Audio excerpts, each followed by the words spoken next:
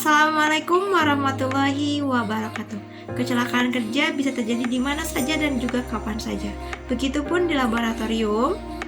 Kecelakaan kerja di laboratorium bisa menyebabkan kerugian kepada orang yang melakukan kesalahan dan juga kepada penanggung jawab di laboratorium. Maka dari itu, perlu adanya identifikasi bahaya kerja untuk mengurangi bahkan mencegah kecelakaan di laboratorium.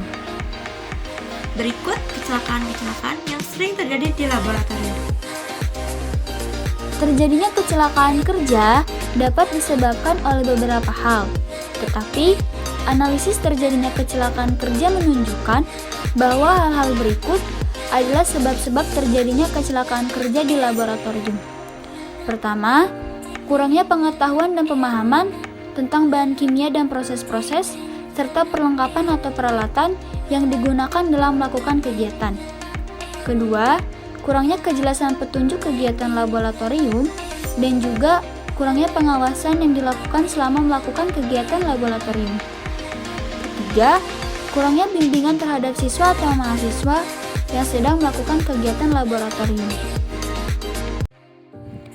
Keempat, kurangnya atau tidak tersedianya perlengkapan keamanan dan perlindungan kegiatan di laboratorium.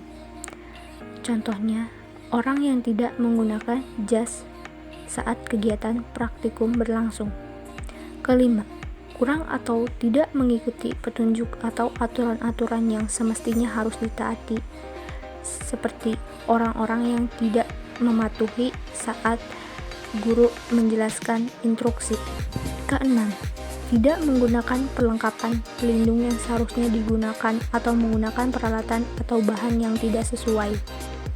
Ketujuh, tidak bersikap hati-hati di dalam melakukan kegiatan, seperti orang yang ceroboh.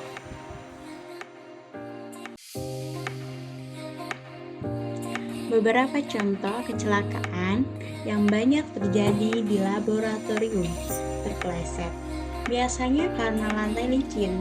Pleset dan terjatuh adalah bentuk kecelakaan kerja yang dapat terjadi di laboratorium. Akibatnya ringan, memar berat seperti fraktura, dislokasi, memar otak, dan lain-lain. Pencegahannya, pakai sepatu anti-slip.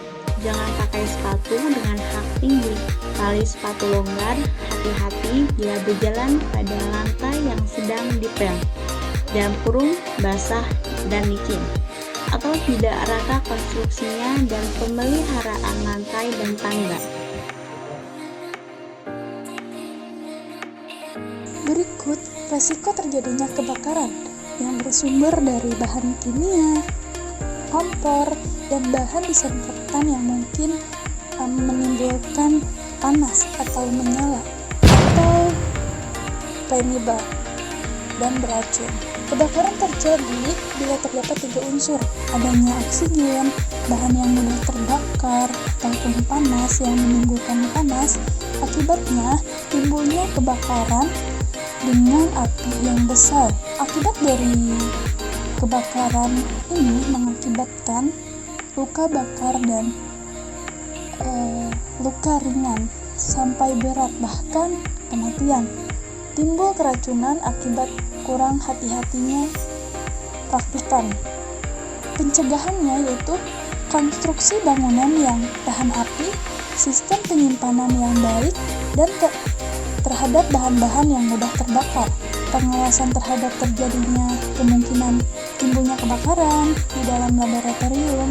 Berikut adalah contoh dari kecelakaan yang mengakibatkan terjadinya kebakaran di laboratorium.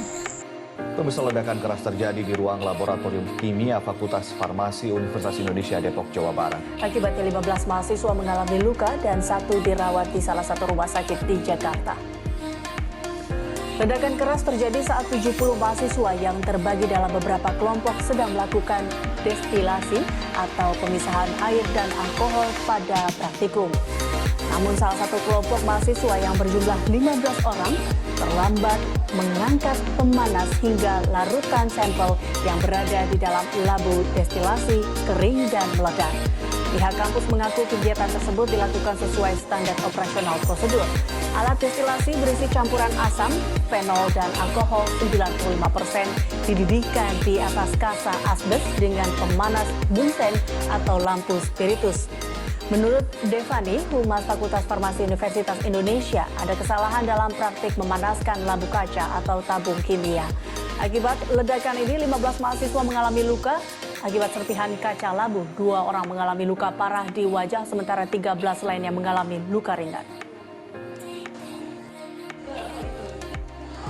Kejadiannya pure murni karena kesalahan mahasiswa dalam praktikum, gitu ya. Jadi tidak ada kejadian, tidak ada kesalahan dalam alat atau bahan, tapi murni karena memang mahasiswanya tidak sesuai dengan SOP. Nah, itu dia tadi contoh-contoh kecelakaan kerja dan juga berita yang terjadi di laboratorium ya.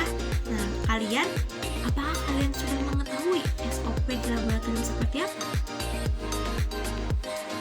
Coba kalian pelajari kembali ya apabila kalian belum mengetahui. Terima kasih. Wassalamualaikum.